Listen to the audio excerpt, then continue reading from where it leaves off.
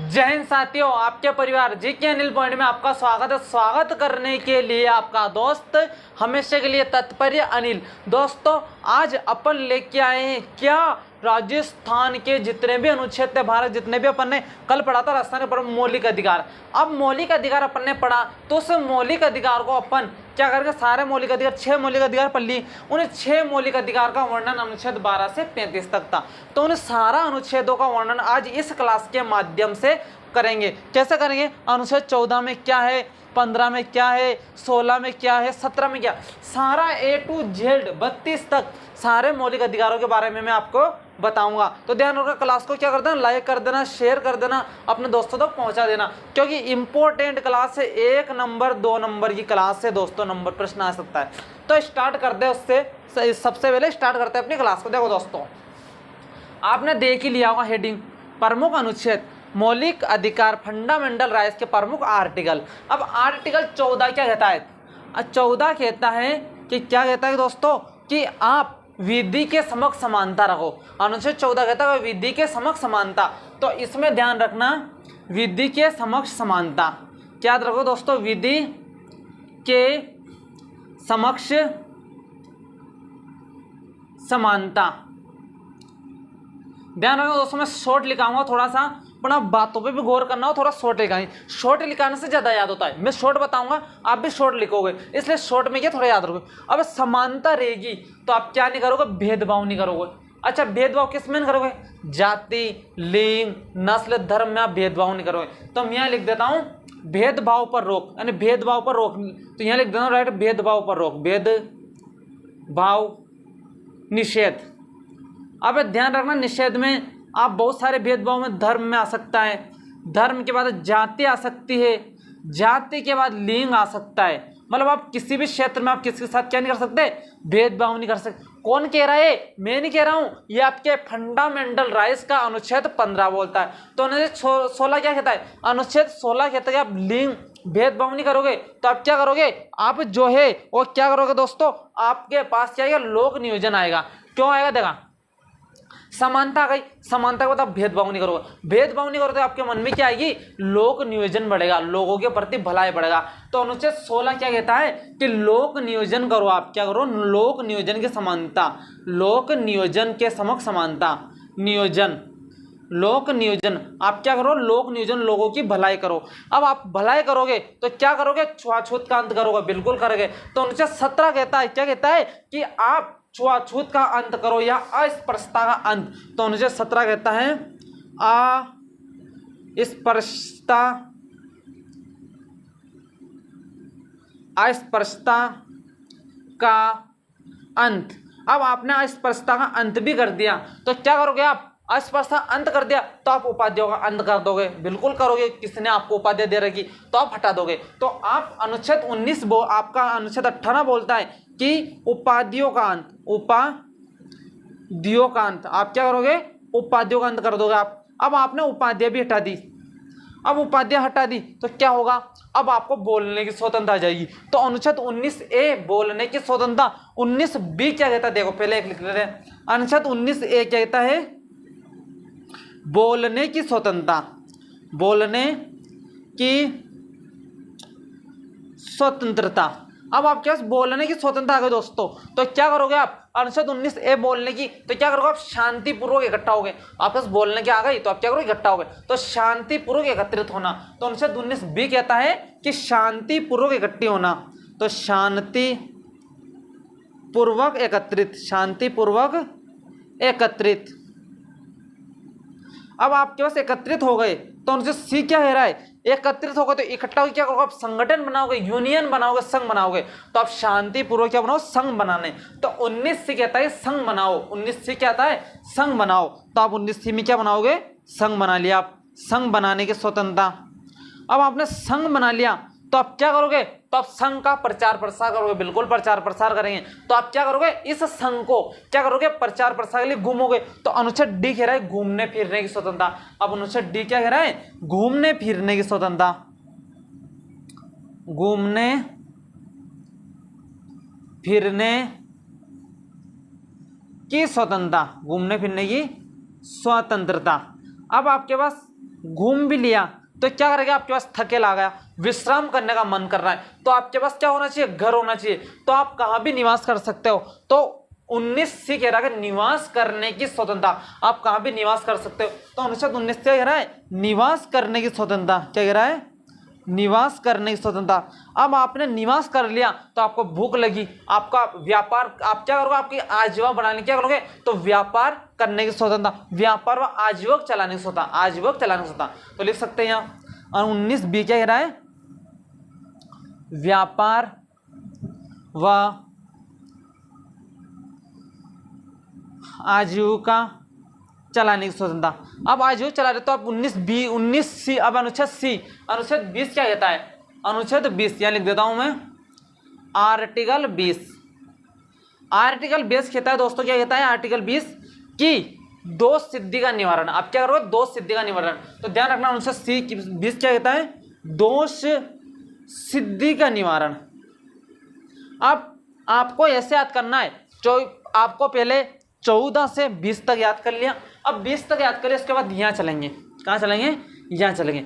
21 क्या कह रहा है कि आपका प्राण को बचाओ, प्राण व देह स्वतंत्रता। 21 कहता है प्राण व देह स्वतंत्रता, तो 21 में क्या करोगे आप, प्राण व दैहिक स्वतंत्रता। अब आपने प्राण बचा लिया, किसका बचाओगे, छोटे बच्चे का, 6 से 14 वर्ष के। तो इसमें लिखना 6 से 14 वर्ष के बच्चे को क्या करोगे आप, निःशुल्क शिक्षा दोगे। 6 से 14 बालक के लिए आप क्या करोगे, निःशुल्क शिक्षा। 6 से 14 वर्ष के बच्चों को क्या करोगे आप, निःशुल्क शिक्षा।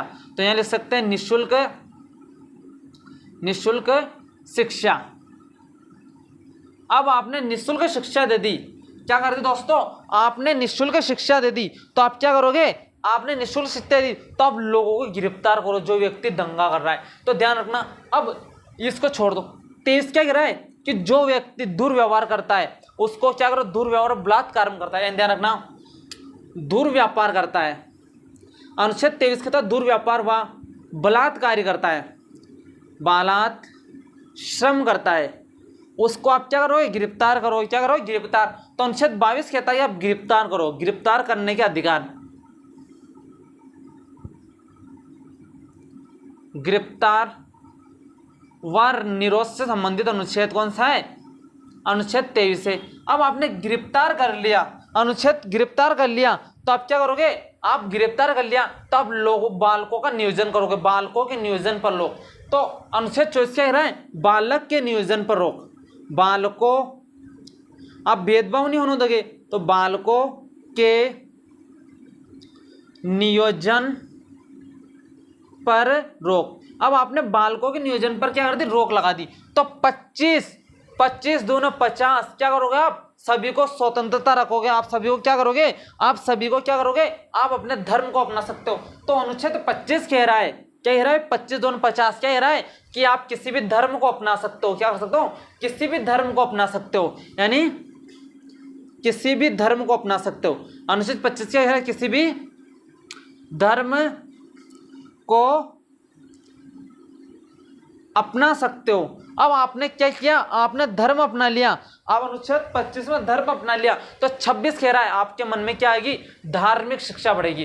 तो आपके धार्मिक कार्यक्रम या धार्मिक संस्थाओं का क्या करोगे, प्रबंधन करोगे। तो धार्मिक कार्यों का प्रबंधन, अनुच्छेद 26 में क्या लिख सकते हो आप, धार्मिक कार्यों का प्रबंधन। अनुच्छेद 26 में धार्मिक कार्यों का प्रबंधन। अब आपने आपका धार्मिक कार्यों क्या कर लिया दोस्तों, प्रबंधन कर लिया। अब धार्मिक कार्यों का प्रबंधन भी कर लिया आपने, सभी कर लिया, सारा काम हो गया। तो क्या करोगे आप, धार्मिक कार्यों का प्रबंधन कर लिया, तो क्या करोगे दोस्तों, अब आपने धार्मिक कार्यों का प्रबंध कर रहे हो, तो धार्मिक कार्य का प्रबंध तो करोगे, पर आप किससे क्या नहीं कर नहीं ले सकते, क्या नहीं ले सकते, कर नहीं ले सकते। तो कर के लिए बाध्य नहीं करो, किसी व्यक्ति को कर के प्रति बाध्य नहीं करोगे, तो कर के प्रति बाध्य नहीं करोगे, तो कर के प्रति बाध्य नहीं होगा। आप बाध्य नहीं करोगे, कर के प्रति आप क्या नहीं, बाध्य नहीं करोगे। अब कर के प्रति दोस्तों आप बाध्य नहीं करोगे, तो आप क्या करो, आगे रखे, आप कर के प्रति बाध्य नहीं करोगे, तो आप क्या करोगे, सरकारी संस्थाओं में, सरकारी शिक्षण संस्थाओं में आप क्या करो, अपने धर्म की शिक्षा दे सकते हो। तो क्या करोगे, अनुच्छेद 28 कह रहा है सरकारी सरकारी शिक्षण संस्थाओं में, सरकारी शिक्षण संस्थाओं में क्या सकते हो, शिक्षा दे सकते हो। सरकारी शिक्षण संस्थाओं में क्या सकते हो, शिक्षा। तो अनुच्छेद 28 कहता है कि आप सरकारी शिक्षण संस्थाओं में आप अपने धर्म के बारे में पढ़ा सकते हो। अनुच्छेद 29 कहता है कि आप कमजोर बालकों के लिए कार्य करो। क्यों कि क्या पढ़ा रहे हो, तो कमजोर बालक के लिए पढ़ाओगे, तो कमजोर बालक के लिए क्या करोगे, तो आप क्या करो, कमजोर बालक के लिए हित करो। तो कमजोर वर्ग का क्या करो, आप हित करो। अब हित कैसे होगा, अब आपको करना पड़ेगा शिक्षण संस्थाओं की स्थापना, क्योंकि आप पढ़ाओगे जब भी बच्चों का क्या होगा, डेवलपमेंट होगा, विकास होगा, वो अपने क्षेत्र में उन्नति करेगा। तो ध्यान रखना कि 30 में क्या होगा दोस्तों, शिक्षण संस्थाओं की स्थापना, शिक्षण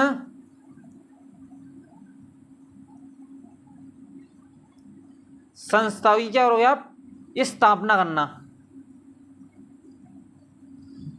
अब आपने शिक्षण संस्थाओं की स्थापना कर ली, मन की बिल्कुल कर लिया आपने शिक्षण संस्थाओं की स्थापना। तो लास्ट क्या बचा, संवैधानिक उपचारों का अधिकार, जो अनुच्छेद मौलिक अधिकार 6 था वो संवैधानिक उपचारों का, तो 6 इसमें आ जाएगा संवैधानिक उपचारों, क्या जो संवैधानिक उपचार, संवैधानिक उपचारों की स्वतंत्रता, संवैधानिक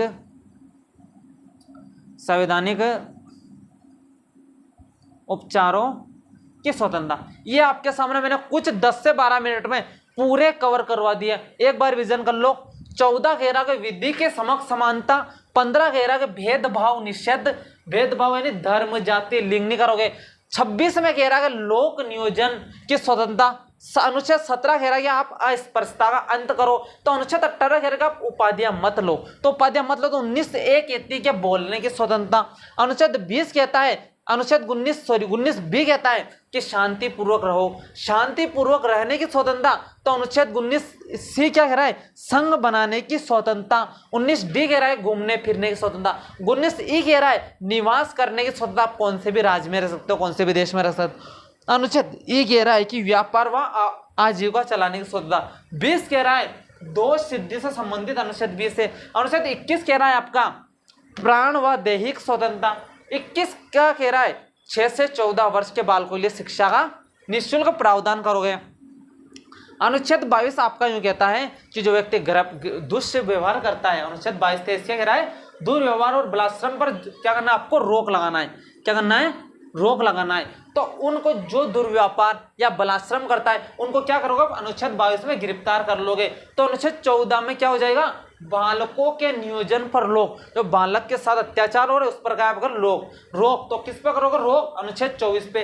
अनुच्छेद 25 क्या कह रहा है, आप किसी भी धर्म को अपना सकते हो। तो 26 क्या कह रहा है, धार्मिक कार्यों का प्रबंध करोगे। तो अनुच्छेद 27 क्या कहता है कि कर के प्रति किसी भी व्यक्ति को कर के प्रति आप बाध्य नहीं कर सकते हो। तो 28 कहता है कि आप सरकारी शिक्षण की स्थापना करो। तो 29 कह रहा है कि कमजोर वर्ग के हित का पालन करो। तो 30 कह रहा है कि आप कहां भी शिक्षण संस्थाओं की स्थापना कर सकते हो। और 32 कहता है, क्या कहता है, संवैधानिक उपचारों की स्वतंत्रता। तो दोस्तों मैं आपके सामने कुछ सारे जो मौलिक अधिकार था सारा लेके आया हूं। अब मिलते हैं नेक्स्ट वाला में। सभी दोस्तों का प्यार भरा नमस्कार, सभी को जय हिंद जय भारत। ऐसा ही आप प्यार बना ही रखना। जय हिंद जय दोस्तों।